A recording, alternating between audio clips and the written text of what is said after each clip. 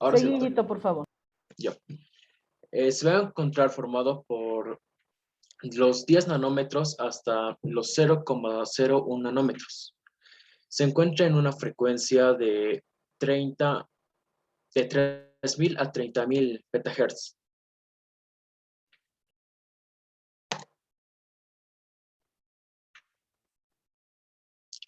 La historia de los rayos X. Los rayos X fueron descubiertos en 1895 por el físico alemán Wilhelm Conrad Roentgen, que estaba experimentando con los tubos de Gifford-Crookes y la bobina de Runcorn sobre la fluorescencia de violeta de los rayos catódicos.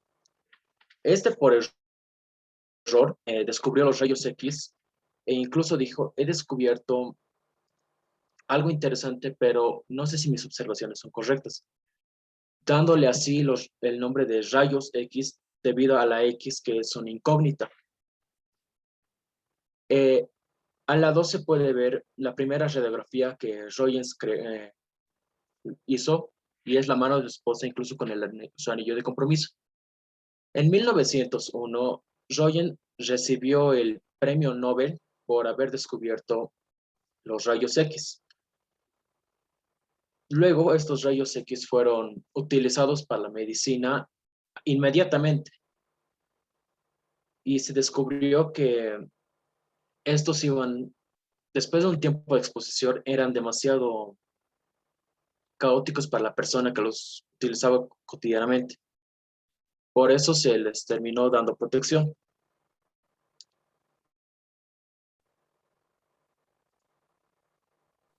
Bien, continuando con la generación de rayos X. Los rayos X se producen cuando unas electrones de alta energía chocan con el blanco, que este puede estar hecho por tungsteno del tubo de los rayos X. O sea, el cátodo o filamento incandescente es el que emite electrones acelerados con alta tensión. Estos van a chocar con el ánodo, pierden parte de su energía y se transforma en un 99% de calor y un 1% se forma de radiación electromagnética. Esto por la interacción de los electrones proyectiles con electrones orbitales o los núcleos del blanco. Siguiente, por favor.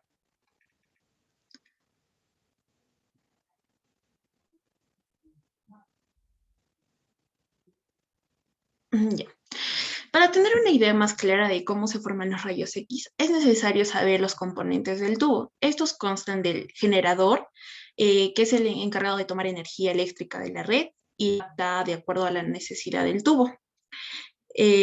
La ampolla de vacío, donde todos los componentes del tubo están encerrados en una ampolla de vidrio. Ya como mencioné, el cátodo, el ánodo, el blindaje, que está hecho de plomo, esto para evitar la radiación a su alrededor, y la filtración. Siguiente, por favor. Bien, dicho esto, es como van a dar emisiones, como son la emisión por radiación infrarroja. Como mencioné anteriormente, casi toda la energía cinética de los electroproyectiles se convierten en calor. Estos interaccionan con electrones externos de los átomos, sin embargo no logran ionizarlos, solo los van a excitar y en la desexcitación emite la radiación infrarroja. Siguiente, por favor. Bien. En la emisión por radiación característica se produce cuando un electrón proyectil arranca un electrón de la capa más interna del átomo. Así lo ioniza y al surgir este es llenado por electrones de las capas más superiores. Podría ser el caso de que se forme un hueco en la capa K y puede ser llenado por electrones de la capa L. Siguiente, por favor.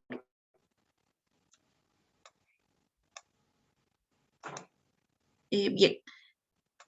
La emisión por radiación de frenado o Bremsstrahlung ocurre cuando un electrón interacciona con el núcleo de uno de los átomos que forma el ánodo. Este se frena y es desviado. Así es como pierde energía cinética, que se emite en forma de fotón con diferentes energías. Es por ende que casi todos los rayos X están originados por frenado. Sin embargo, se necesitan al menos 70 kilovoltios para la emisión. Siguiente.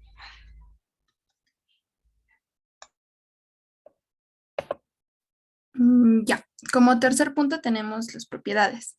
La primera propiedad es la penetración de la materia. Aquí en la primera imagen podemos observar a las partículas alfa, las partículas beta, los rayos X, los rayos gamma y los neutrones.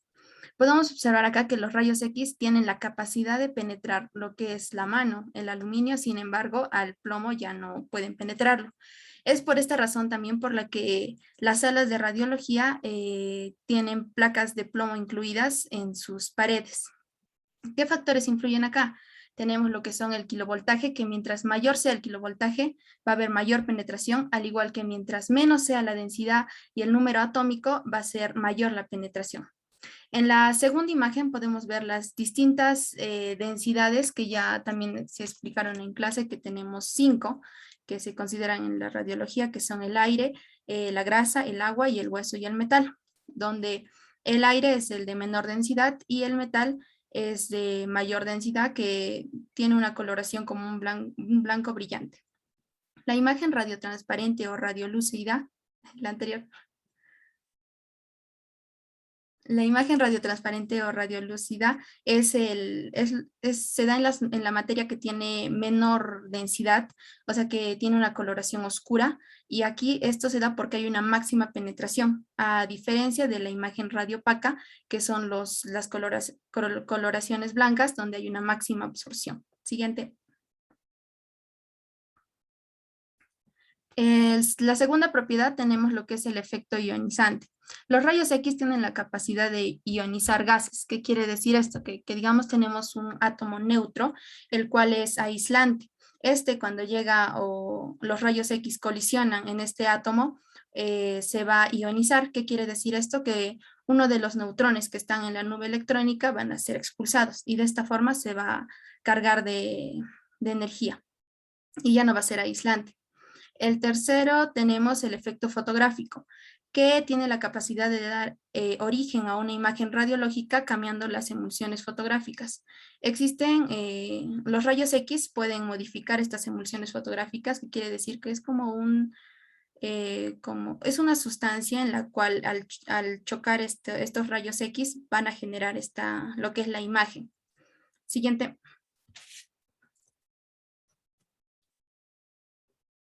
El efecto luminiscente. El efecto luminiscente se divide en dos, lo que es el fenómeno de la fluorescencia y el fenómeno de la fosforescencia. De la fluorescencia quiere decir que al chocar estos rayos X sobre una sustancia como el zinc van a generar luz, y el fenómeno de la fosforescencia quiere decir que después de que haya sido expuesto a esta energía, aún va a continuar una pequeña luz al ser expuesto. El quinto es el efecto biológico. Aquí tenemos lo que es la atenuación de la radiación, que quiere decir como la absorción de estos rayos X. Tenemos 3, lo que es la acción ionizante, en la cual puede modificar o afectar lo que son las células, y la acción terapéutica, en la cual se puede considerar a lo que es la terapia contra el cáncer, y la acción teratogénica, en la cual puede causar lo que es la muerte fetal o embrionaria, o también las malformaciones congénitas. Siguiente. Otras características que tienen los rayos X es que son invisibles, su propagación es a velocidad de la luz y se propagan en línea recta. Siguiente.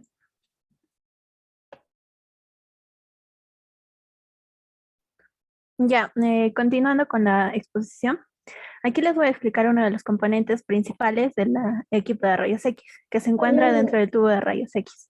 Perfecto, quiero felicitar muy bien la anterior exposición, bien complementaria. Ya, el tubo de rayos X tiene dentro el ánodo, el cátodo, un generador de diferencia potencial y un generador de corriente. El ánodo, como pueden observar ahí, es también conocido como blanco o anticátodo, que se encuentra generalmente formado por una pieza de cobre y con un blanco de tungsteno, como lo explicó mi compañera. El blanco de tungsteno debe ser altamente refractario y también debería conservar todas sus propiedades a las altas temperaturas. Y también está el cátodo. El cátodo es un compuesto con un filamento metálico que es calentado por corriente eléctrica.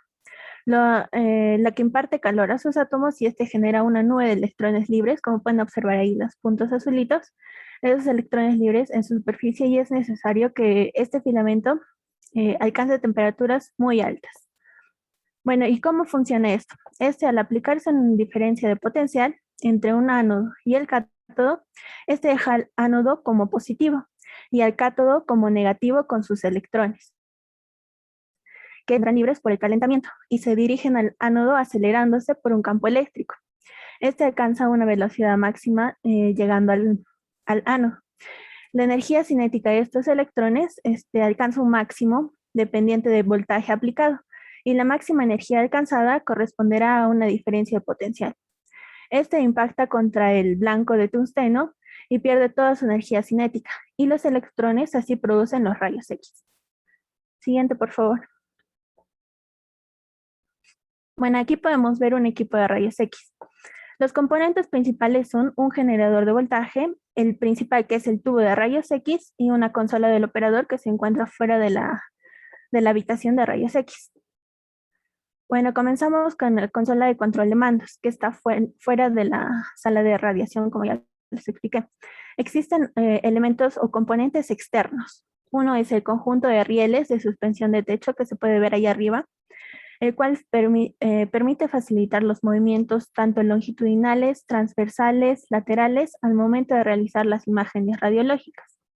También presenta una carcasa protectora de aluminio revestido de plomo para atenuar la radiación y proteger los componentes internos. El principal, que es el tubo de rayos X, alberga el cátodo y el ánodo, y es un tubo de sellado al vacío resistente a las altas temperaturas. El panel de control, que es como un timón que se ve en la planta, tiene diferentes interruptores que permiten realizar diferentes movimientos, como giratorio, de angulación, lateral, longitudinal, vertical y de movimientos libres.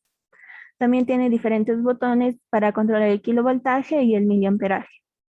El colimador que se encuentra debajo de este panel de control sirve para homogeneizar las trayectorias de los rayos, que estos son emitidos, estos tienen una apertura variable y también para el área de interés sobre la mesa radiológica. Luego se encuentra la filtración inherente y filtración añadida, que estas son láminas de aluminio añadidas en la ventana de salida del tubo de rayos X. Luego seguimos con la mesa radiológica. Tiene un diseño de abanico que tiene unos pedales que sirven para hacer los movimientos ascendentes y descendentes. Luego tiene, también es transparente para permitir el acceso o el paso de la película radiológica. Luego se encuentra la ranura de Bucky, que es el soporte donde se colocan los diferentes cassettes cargados. Luego existe una rejilla que elimina la radiación remanente. Como pueden ver, donde está parada la paciente está el Bucky de Pareto, que es un contenedor presenta un contenedor para colocar los diferentes cassettes cargados. También tiene diferentes botones que estos permiten movimientos ascendentes y descendentes. La consola de control de mando, que está fuera de la sala radiológica, presenta diferentes botones para poder ir controlando el equipo de rayos X desde la parte exterior de esta sala. Gracias. Siguiente, por favor. Muchas gracias, muy bien. Ya les voy a hablar sobre la formación de la imagen. La propiedad más importante de los rayos X es su poder de penetración de la materia. Estos rayos X van a estar atenuados por dos fenómenos o dos sucesos importantes, que va a ser la absorción y la dispersión. Estos van a variar, se van a variar en diferentes grados al atravesar al cuerpo o a la materia. Y estos a su vez van a depender de la densidad, la composición anatómica, el espesor de la materia que va a ser atravesada por los rayos X. La formación varía en diferentes aspectos, como puede ser, la acción es mayor a mayor densidad de la estructura atravesada. La densidad se dice que es peso entre volumen, como por ejemplo el músculo y el pulmón que tienen átomos con igual de número de electrones, pero estos van a estar agrupados en distinta densidad, por lo que van a tener una distinta imagen radiográfica. Otro aspecto que va a ser que nos dice que hay mayor absorción de rayos X a mayor número de electrones o número atómico de la estructura atravesada. La imagen radiológica se obtiene al interponer al objeto, en este caso al paciente, entre un haz de rayos X y una placa fotográfica especial sensible, lo que hablamos de un chasis, a los rayos X, y se dice que las zonas de alta densidad del objeto impedirán en mayor medida al paso del haz de radiación. Y esta, a su vez, la película no se va a llegar a producir una cierta imagen, una cierta reacción. Siguiente, por favor.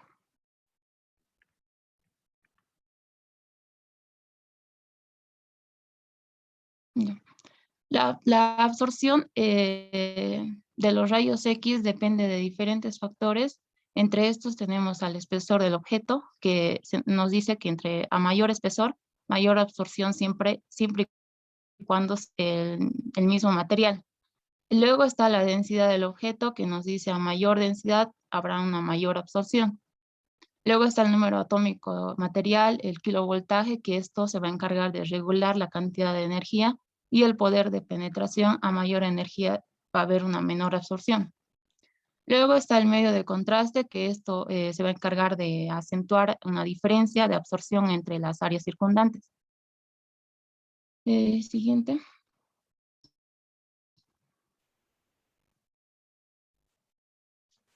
Ya. Existen tipos de imagen. Entre estas tenemos la imagen aérea, la imagen latente y la imagen visible. La imagen aérea nos dice que el patrón o distribución de diferentes intensidades de rayos X que emergen en un paciente se denomina imagen aérea. Como por ejemplo tenemos ahí una imagen de un pulmón. Luego está la imagen latente, que esta